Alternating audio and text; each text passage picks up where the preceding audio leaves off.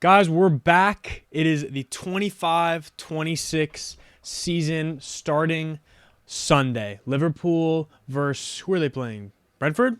I'll have to double check that, but who cares? Because all I care about is Chelsea Football Club, and we have a game this weekend in the Premier League. So, guys, I am so excited. I can't explain to you. There hasn't been a season that I have more anticipation for our team in years, if I'm being honest. Like, our squad, I love the look of it.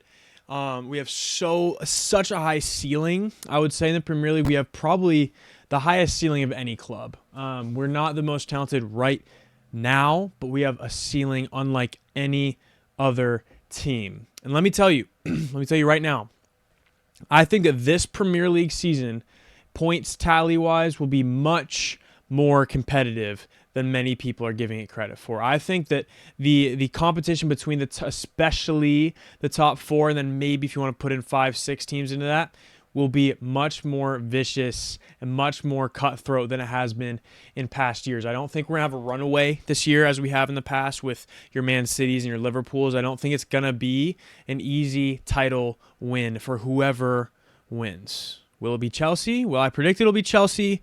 We'll have to wait till the end of the video. But before we do any of that, guys, today I want to kind of do a hybrid video because once FC 26 is out and not out for over $100 with some deluxe version or something like that, the standard edition is out. I'm going to be getting that. We're going to be hopping back into our squad building simulations in tandem with the real life season. But today, obviously, it's not out. So we're just going to build a squad together, predict how the game will go against Crystal Palace on Sunday, and then we're going to predict how will Chelsea do in the table. Let's go ahead and hop over, make a squad together. Okay, guys, so yeah, we're on Footbin Squad Builder because, like I said, we're going to be doing stuff this season on FC 26, so I wanted to kind of keep that vibe. So let's go ahead and hop through here and walk through our starting 11, but then also talk about what are some potential interesting options that we could have. Because obviously we have a plethora of interesting options nowadays for Chelsea Football Club. So let's go ahead and hop back in net. Rob Sanchez, it's an easy choice for us right now. I was just watching some of my other favorite Chelsea content creators. I'm sure many of you know them. And they were joking about this. Crazy how the tables have turned, aren't they? With Rob Sanchez. He has absolutely earned his spot and proven himself the past about year now. If you look at his metrics, look at his statistics, don't take my word for it. Go check them out. I'll maybe link some stats here as well from probably Football Ref or something like that. But anyway, he stacks up very competitively against other top keepers from Europe, and especially against Donnarumma. He absolutely dwarfs Donnarumma in basically every statistic department. So in my opinion, if we signed a different elite goalkeeper, sure, Donnarumma's not it for me. So I'm actually happy with Rob for now. I don't think that's reactionary. I don't think you can call something reactionary that's based on about a half of a year's performance. So yeah, we have Rob in net, and then the back line. Our fullbacks, I have complete confidence in. Probably, well, it's hard to say. One of the position groups I have the most confidence in, period, because you got Reece James on the right, you got Malo Gusto on the right, you have Joshua Chambong who can fill in on the right. And then on the left, which was our question area, we brought in one of the world's most exciting young talents in Yorel Hato. So we have Mark Cucurella, obviously, who absolutely eat up minutes, but then you also have Hato, who's going to come in big games, in big moments, and he's going to, I don't think, have a major drop-off. Will he need an acclimatization period? Absolutely. But I think he's going to be a great player for us. And he's also only about 19 years old, which is unbelievable. So fullbacks, absolute, I would say the best unit in the fullback department of any team in the Premier League. But starting for me, in the fullback position will be Reece and will be Mark. Both of them are healthy. Reece has been putting in great shifts in the preseason and the Club World Cup, and I think we'll see him start. And I'm hoping he'll actually be a chalk-on starter. Maybe actually start to make it past 60 minutes. That'd be amazing this season. Then we have the center back pairing, guys. The center back pairing is interesting and I'd say a little bit challenging. The reason I say that is because we have injuries there. Let me tell you, I didn't feel good when I opened up and saw the article talking about Levi Colwill tearing his ACL at the end of a practice, our first session back. He tears his ACL, and I heard it was the final minutes of the session, which is just tragic. You have to feel bad for the young man. Obviously, we have to remember these are human beings. These are not just FIFA cards on a screen where we get to, critique them. Like these are human beings living real life, and that is really his whole life. So hopefully he doesn't just put a stock in that. But when you tear a muscle like that, it's such a shame because obviously mostly out of his control, and when you have such a workload on you as all these players do, you got to feel for the guy. So he's out. Wesley Fofana is MIA, as he always is. I'm having a hard time not being a little bit cynical, even though he has such potential. I don't put any stock in him being a chalk-on season-long starter for Chelsea just because it's never happened. It's never happened. He's never done a complete season for Chelsea. And again, I don't blame him, but I'm also not going to slot him into my expectations because why would I? So the starting center back pairing, I got Trev Chalobah, proven himself to be such a good soldier for Chelsea. Very decent center back. He's never going to be, I don't think, an elite center back, but he'll always be a very solid center back. And here's the thing I'd say about Trev. I do not think he would ever be the reason we didn't win a Premier League. I think you can absolutely pair him with a Colwill, and I think that is a good enough pairing. I think this pairing might not be good enough together because I'd say Tosin is a little bit of a step down from even Trev. I think he's a very good backup option, but I think he's the definition of a top 4, big 6 rotational piece. I don't think he's built to be a starter necessarily in a team, but I think he can do a job for sure. And I think we can challenge with this center back pairing, but I think we're going to be hard pressed to get those 1-0 groggy victories against the other big clubs and get enough clean sheets. So that's my back 4.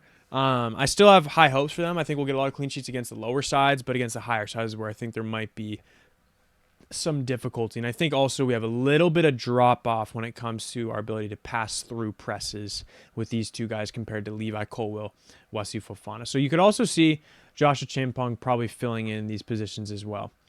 So let's move into the midfield. This is just a two-man midfield, right? With because we do right now, we're kind of doing largely a 4-2-3-1 in possession. You got Enzo Fernandez, who has been amazing last season. We'll see how this season goes. Moises as well, I think, is actively the best defensive holding midfielder in the Premier League. Rodri's, you could argue when he's healthy is better, but he's not healthy. Apparently he's hurt again, which is a shame for him. So Moises, obviously, you could argue he's our best player. Those two. And then the 3 attacking midfielders, if you want to say center attacking midfielder, 2 wingers. On the left, I'm going with Jamie Gittins. I think people are sleeping on him because we have so many big names that have come in, so many guys with immense possible talent that we're kind of forgetting about him. I feel like the time he came into the club too, we kind of forgot about him because we signed him, but then he couldn't play for us in the Club World Cup, so we didn't really get a lot of excitement for him. And then Joao Pedro was signed, actually, I think after Gittins, but then he could play. So it was kind of like this, I feel like it kind of dampened the hype about him, but I think he's going to be an amazing player for us on the left. I really do. I think we're sleeping on it. I think a lot of people are very hesitant about him. I'm excited about him. Cole Palmer, obviously, he's been in great form of late, and I think he's going to continue that. He's going to be every game that he can. Obviously, there'll have to be rotation, but he'll be there as well. And then on the right, I got Pedro Neto. He is probably our most informed winger. He deserves a spot. He owns it. So as for rotation for both that midfield and that attacking midfielding group, I think you'd see, I think Lavia's healthy, not sure. You could see him possibly popping in for an Enzo. You could see an Andre Santos hopping in for a Caicedo or an Enzo, really. You could also see, even an Asugo. I think Asugo's looks solid. I think he'll definitely get minutes. And thankfully, there's a lot of minutes for these guys to go around the Champions League, FA Cup, Carabao Cup, Premier League, all these different competitions. We'll have plenty to go around. So, and then on the right, obviously, we have the opportunity to have Esteval come in. I think he'll be a starter for us this season at some point. I just don't think right off the bat. And you can see him right here. That's not actually him, obviously. He wasn't even in FC 25, so this is not Esteval. but he will be in the next game. So, and then lastly, up top, it's got to be Joao Pedro. How can it not be? The man is an absolute sniper. I can't believe how well he's done. 5 goals in 5 games. Unbelievable. He's got to start for us. Liam Delap and him will be battling for that starting position all season, and that is only a positive. Only a positive. You can't have a team that only has chalk on starters and then obviously B-level players. Does City have that? Did City have that when they had Holland and Alvarez, or did everybody say, oh, Alvarez would start on every other Premier League squad? You need a squad that is full of quality and top quality players, even past your starting 11. So the fact that we can put in a Liam Delap with 30 minutes left is amazing. I think they will bounce back and forth with starting. So that's my starting 11 to play against Crystal Palace, and I do think we'll absolutely get it done. I'm actually pretty confident about this game. I probably need to pump the brakes a little bit because I'm at a point where I'm actually excited for games again. In the past, I feel like I was just afraid of games because I only thought of negative outcomes that could happen. I do think we'll win this game. I think we'll... So here's the thing. You got to respect Crystal Palace. They have a player I really like in Jean-Philippe Mateta. In the past, actually, before we had made other signings, I thought maybe he'd be a good rotational piece, even for us, because he'd be cheap. But he's a great player. Eze, as of now, is still there. Sarr is still there. They have decent players, so they're obviously going to put up a fight. They retained everybody basically on defense, so they're going to be solid there. But I do think we're going to win. I think we're going to win this game 2-0, and I see goals coming from Joao Pedro continuing it, and I'm going to get a Premier League debut goal for Jamie Gittins. So that's my prediction. Let's go ahead and hop over, predict where I think how the table will turn out, and let's wrap this up. Okay, guys, so yeah, you kind of heard that as our expectations for the game, for the squad, some of the excitement for a rotation that we can see as this year gets going. But for the year itself, I have very high expectations. I've seen a lot of people saying, oh, we'll finish 4th. Basically, everybody I've seen says we're going to finish 4th. I think that's realistic. But I'm actually going to challenge that, and I'm going to say I think we're going to finish in the 2-3 range.